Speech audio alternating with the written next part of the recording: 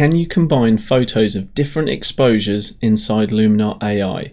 That is what we're going to find out in this video. Hi guys, Anthony Turnham here, and today I'm talking about combining multiple exposures in Luminar AI. First of all, why would you even want to do that? Well, as good as the dynamic range is on most of today's modern cameras, you're still going to come into situations where the contrast that exists within the scene that you're trying to photograph is too great for your camera's sensor to capture. Now, my normal approach to get around this is to set my camera up on a tripod and photograph several different exposures, some for the sky, some for the foreground, and then from there in post-production, I'm going to use some dedicated software, something like Aurora HDR, to combine them into a really nice, cohesive and believable HDR image. The key word in that is believable. Now, I'm not sure whether or not the idea of a process for doing this is actually going to work inside of Luminar AI. Even if it does, it's going to be a bit of a workaround. So if you're serious about landscape or architectural photography, where you're going to be having an underexposed foreground, overexposed sky, and you're wanting to combine those things, I've got a better solution for you, and that's at the end of the video. If all you have is Luminar AI, let's see if we can solve it inside of that. Let's have a look. Okay, I have 3 photographs here, 1, 2, and 3. 2 of them have different brightness values for their exposure. So we have one darker shot here, which was exposed correctly for the sky. We have a brighter shot here, which is much better exposure for the foreground and even the foliage and the cliff on the left-hand side here. And then the third exposure here, this is actually taken with a neutral density filter over my camera. And that allowed me on a tripod to get an exposure of around 60 seconds, I believe. Now, I'm not 100% sure, so if I come down to the eye icon in the bottom right, that will tell me some metadata information. So I know that I shot this with ISO 100 with a 16mm lens at f11, and my exposure length in seconds was 80.6 seconds. So that has smoothed out all of the rough water that you can see here, because the tide was coming in at this point. I nearly drowned. I was actually around the corner photographing. You can just see a hint of these rocks over here. I was photographing that stuff, and I knew when I arrived that the tide was on its way in and I had the potential of being cut off. And that is exactly what happened. I got cut off and I got very wet coming back on that experience. I got absolutely soaked. I couldn't actually see the rocks underneath the water where I was walking, and I was a lucky boy to get back to this point actually. And while I'm taking this photo, I was soaking wet, but that's an aside. I'm still here. But what I want to see if we can do is take the different exposures, being this one, and this component here, the nice soft water and maybe the soft sky, but definitely the soft water. And using only Luminar AI, can I combine those photographs to use the best of both worlds, the best of every single image frame that I've got? So you may be thinking, well, why don't you just, for example, brighten this photo up? And if I come into my edit section and I grab the exposure slider and I actually bring that up, you'll see that, yeah, I can do that. The Nikon D850 that I'm using, it's got a really wide latitude for capturing details in the shadows, but as you can see when I zoom in, we've got a lot of noise, digital noise going on here in the shadows, and that's not a good look. If I were to come to this photograph, which had a brighter exposure in the first place, just let Luminar bring that in, and then I bring this up. I'm not having to bring the exposure quite as high to actually get detail back in here. And if I zoom in and just let that pop into clarity, you'll see that there's much less digital noise in here. So this is a much preferable part of photo to use than what we had in the other one. But the problem with this image is if I was to work solely on this frame only, if I bring the exposure down and to the left, so I'm getting a better exposure for the sky, I have zero detail through this sunny area here, nothing at all. I can't recover anything. If I push the exposure all the way down, you'll see that it's basically just creating a dull, washed out version of white here, and that's just no good. Whereas if I was to use this darker version here, so double click that exposure slider to reset it, and you'll see that we've actually got detail through here. You can see a bit of blue, bit of orange, we've got detail. So if I bring that down, you can see that all the cloud information, all the sky information is all present in this photo. So what I'm going to do is get the photo looking kind of the way I want it to for this one, the same with the other exposure, and then we're going to see how we might be able to combine these. And this is the first time I'm trying this because a lot of people have said, hey, without layers now I can't do compositing. And I'm hopeful that there is a slight workaround using the textures section within the local masking. So come along with me and we will see if this is possible. So first of all, let's get our photo looking good. Let's bring the exposure up slightly on this one. Let's have a play with the smart contrast. Yeah, I don't think that's doing anything for us. Let's definitely bring down the highlights just to control those. We can boost the shadows up a wee bit. And this is just so that I can kind of get a sense for what the overall finished photo might look like. And you may say, for you and your purposes, you are absolutely okay with using just this one file, and you'd be well within your rights. But I like to bring out the maximum quality in my photos because a lot of my stuff goes to print for people's walls as wall art, things like that. So I need to make sure that when people get up real close to the photo or print it very large, there's no artifacts, no defects. So I'm just going to play a little more with the color balance. I really want a nice warm kind of look for this one. And what we're doing with the color temperature here, we are going to mimic in the other photo as well. Now let me jump into the curves and just see if we can pull down a little bit of the highlights and still protect the shadows. So on the left hand side of any curve, you're talking to the shadows and the blacks. The further left you go, the further to the right on the curve you go, you're controlling the highlights. So as I pull this up, you'll see I'm brightening the highlights. We are equally darkening the shadows, but that is literally because as I push this point upwards, the corresponding curve, to stay nice and smooth, is forcing this part of the curve down towards the blacks. So you go up and things get brighter, you go down and things get darker. If you want to remove any points that you've added, just double click them and they disappear. So that's a really nice way to work with curves. Let's jump into AI Enhance because that's normally with the Accent AI quite a good way to get a feel for just how much detail is in your photo and just how much you can recover from a file. So let's add a little bit of this in, maybe even enhance the sky. That's bringing out real richness to those blues. I actually really like that. And let's bring up Structure AI and see what that can do. Whoa. See, I like adding some structure, but as you push it to the right hand side, you'll see that it introduces a lot of blacks and it kind of muddies things up a wee bit, and you also get what I think of as a poorly executed HDR look. So and effectively that's what we're doing. We're adding to the high dynamic range of this image. That's what HDR stands for, I'm sure you know that. So the high dynamic range, we're trying to reintroduce the dynamic range by including this component of the sky, which is lost in that other version of this shot I showed you, and combine the best of both worlds so we have more dynamic range. But we want to do it in a really nice, aesthetically pleasing way. Now I'm doing this purely as an exercise to show you guys how you could do this if you don't have other software capable of doing it. Lightroom can do this and does a reasonable job of creating an HDR file. For me, the best option for combining differently exposed photos is to use Aurora HDR. It's very believable and it's also like a one-click thing to actually do it. So thankfully now gone are the days where HDR looked really bloody awful. Well, some people still do it in a pretty nasty way, but you don't have to. The ability to create nice HDR is there. So as I'm talking to you about HDR, I've just done a crop to straighten the horizon there. And I'm going to come down to this slider in the bottom right just to have a look. If I take the effect away and then put it on, if I go to 100%, I can see that we've totally overbaked this, but I love this slider because we can just start to pull things back slightly.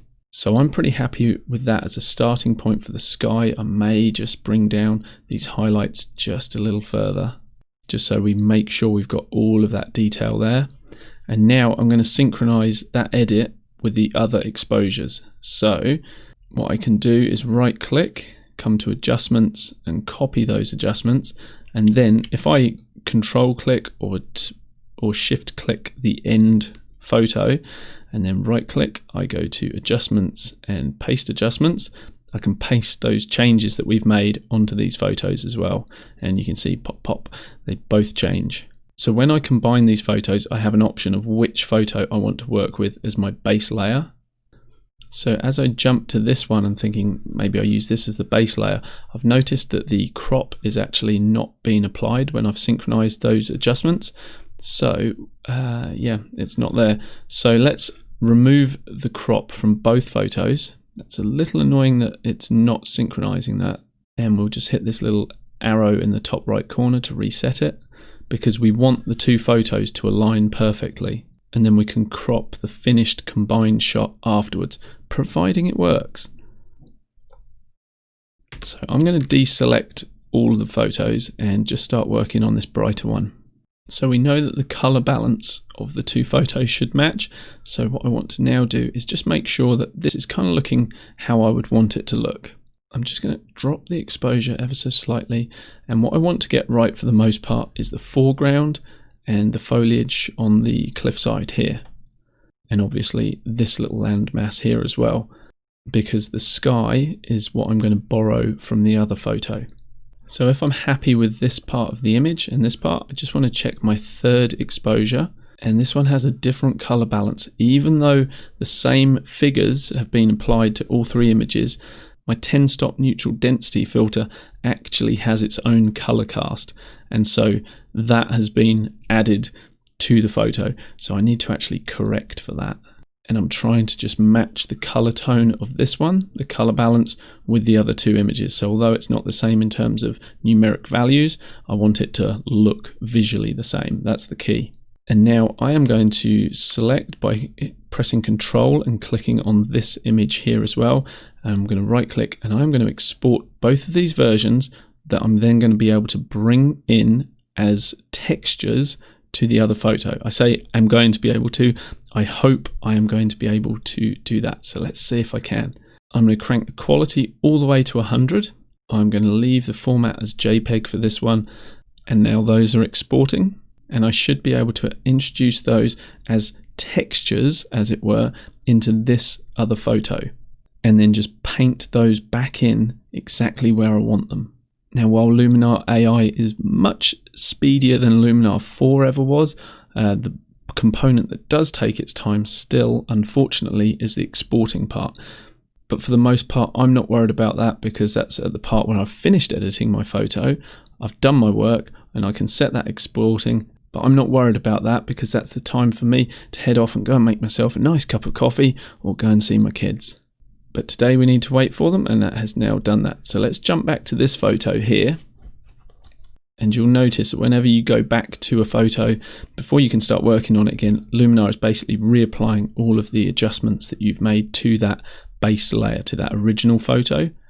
And now we're good to go again. So let's come over to local masking, and this is where hopefully the magic is going to happen. Let's add a texture. And now it'll be a case of trying to load the two separate photos we just exported as texture layers, and then painting in the parts that we want where we want them.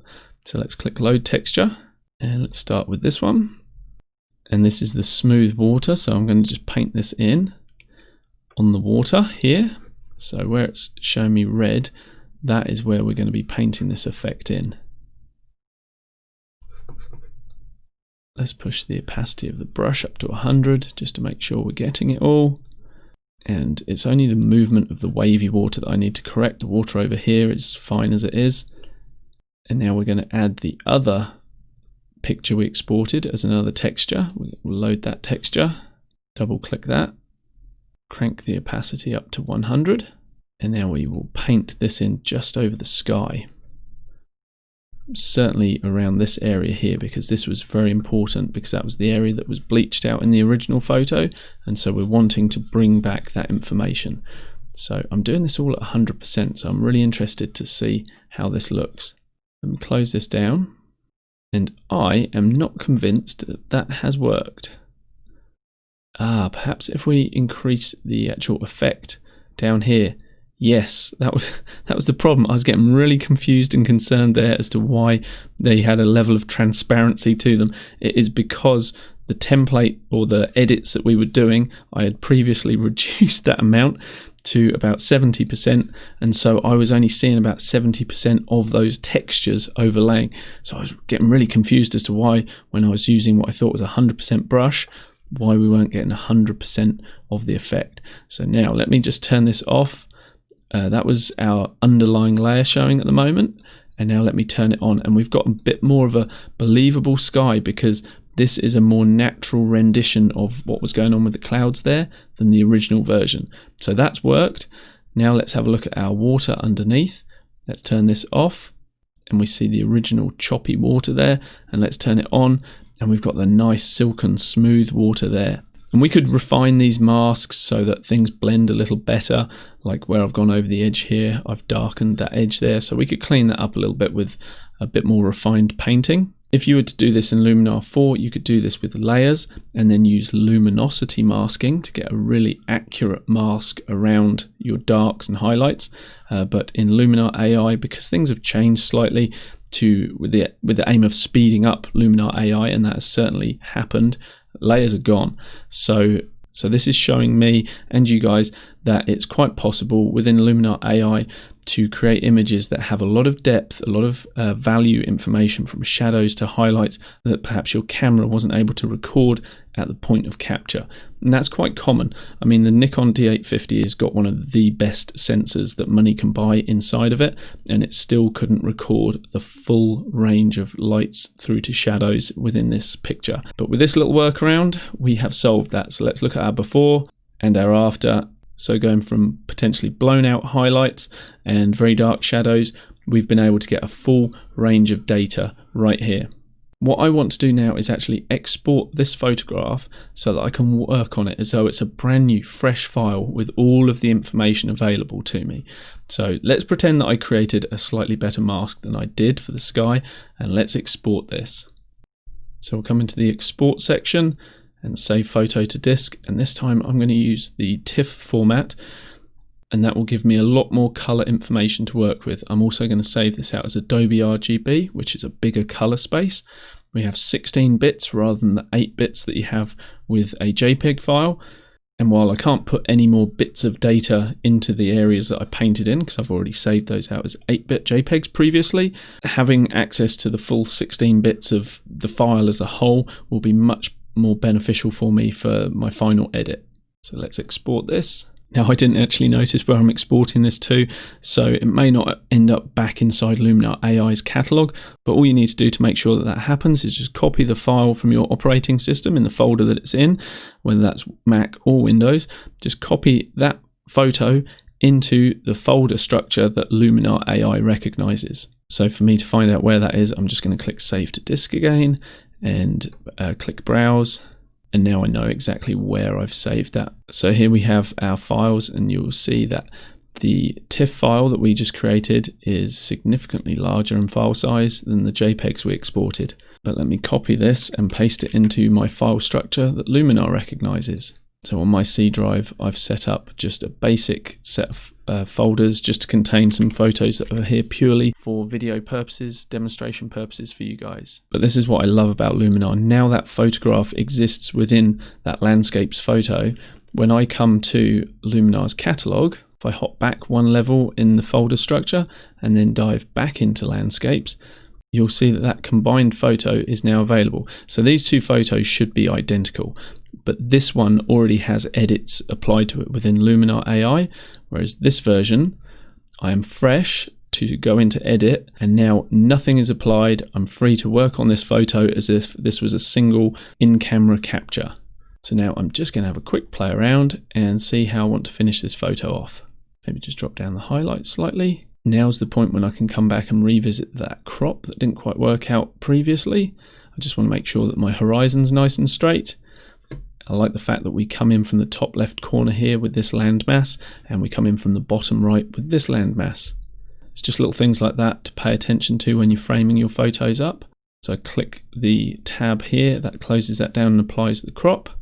I could jump into the creative tab, and now I'm free to use all of Luminar's great creative editing tools such as Mystical that could help with this image here.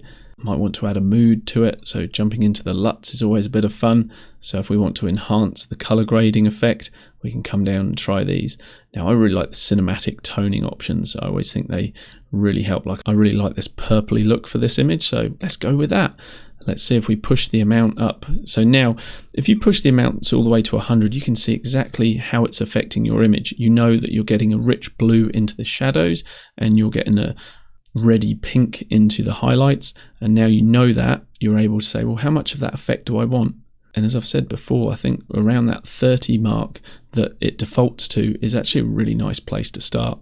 You can add contrast or remove it, and I don't really like to add too much contrast with the LUTs that I introduce.